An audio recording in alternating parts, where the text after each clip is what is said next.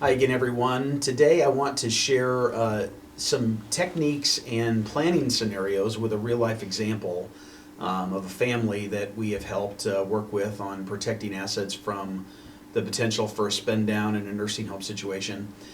We call this a pre-planning scenario, and what I mean by that is that we have a lot of clients that are not on the doorstep of the nursing home, nor are they in the nursing home yet or the assisted living facility yet, but they're starting to look at the situation they live under, knowing that if one of them or both of them would have a long-term care need in the future, that had the potential to wipe out or devastate most of their assets if they were in there long enough.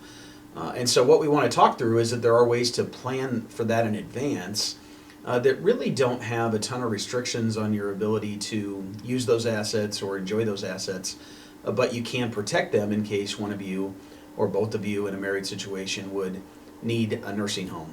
So the situation looks like this. We'll use fictitious names. We'll talk about Jack and Sally. Jack and Sally are retired. They live in Iowa. They own a farm as well as some other assets. So if we're thinking about assets, they might own approximately $500,000 in retirement assets like IRAs or 401ks or things like that. And then let's say they have another $500,000 of assets that's in bank accounts, CDs, regular stocks, bonds, and mutual funds. That's not inside of a retirement account. Let's say they're each 70 years old. They don't farm anymore, so they're renting the ground. Sally was a teacher, so she's receiving a pension from the state of Iowa, an IPERS account that she receives monthly. Jack, although he was kind of a farmer, he wasn't a full-time farmer. He would have worked for the government in some kind of role where he's also receiving a pension. In addition, they would receive their Social Security. So we're going to assume they have about $6,000 a month of income. So when you think about that, besides their personal property like vehicles and household goods and things like that, they have their farm and about $1 million of other assets that include retirement and non-retirement assets, and they're getting rent off the ground. So let's say that adds another couple $1,000s a month to their income. So maybe $8,000 a month in income. And what that should tell you is that they rarely, or if ever, dip into their retirement assets or dip into their non-retirement assets to live. They have enough to do what they want to do to enjoy their life, and so they're not worried about using that other money to live. And what they're concerned about is if one of them needs long-term care or both of them need long-term care, that those assets could be dissipated quickly, and then the farm would be at risk as well because the government says you have to get down to a certain level of assets before Medicaid will step in and assist with paying that bill. And then the last thing I would add is that Jack was recently diagnosed with Alzheimer's, and so it's the beginning stages, so he's nowhere near needing a nursing home, but they're putting him on the medication, and he's starting to exhibit signs of some forgetfulness, and so you've got a situation where there's the possibility that a nursing home could be in the future, and it might be several years in the future, but it's still in the future. So what do we do? I mean, there's a lot of techniques, and by the way, Jack and Sally have 2 kids. They're adults. They're fully capable, married, grandchildren. You know, they don't live too far away, and they're concerned as well. And so when folks like this come into our office, there's all kinds of things they can do. So for instance, there's such an animal out there known as a Medicaid Asset Protection Trust, where they could take their farm and potentially some of their non-qualified assets.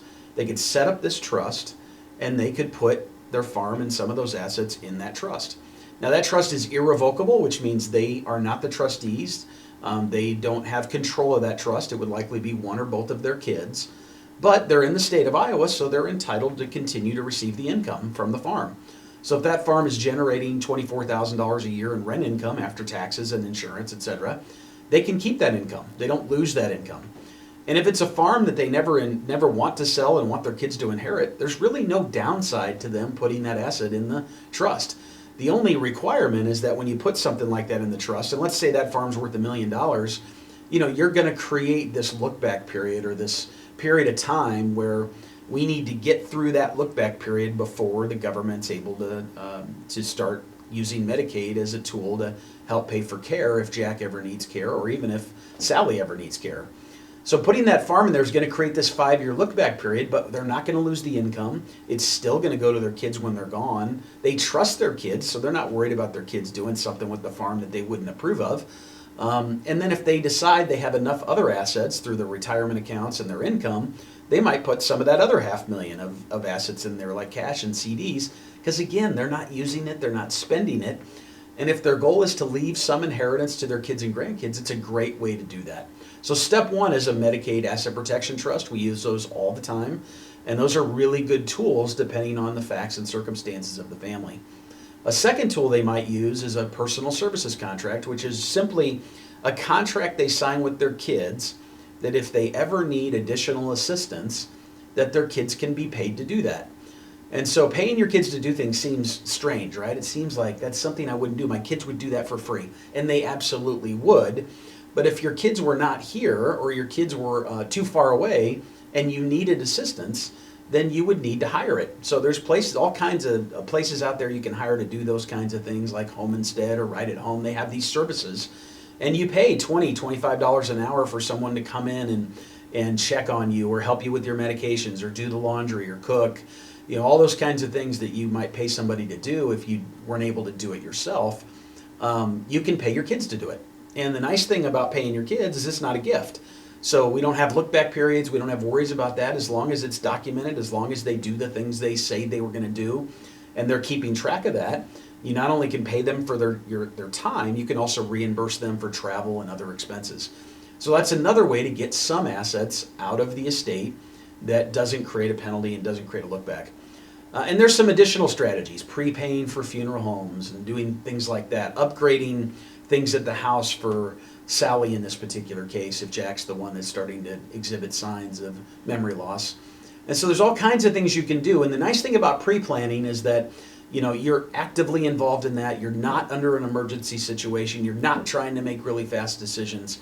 You can think it through, you can see what your options are, and you have the ability to shelter assets from the nursing home, which is really a wonderful way to protect a family inheritance. I hope that helps. Thank you.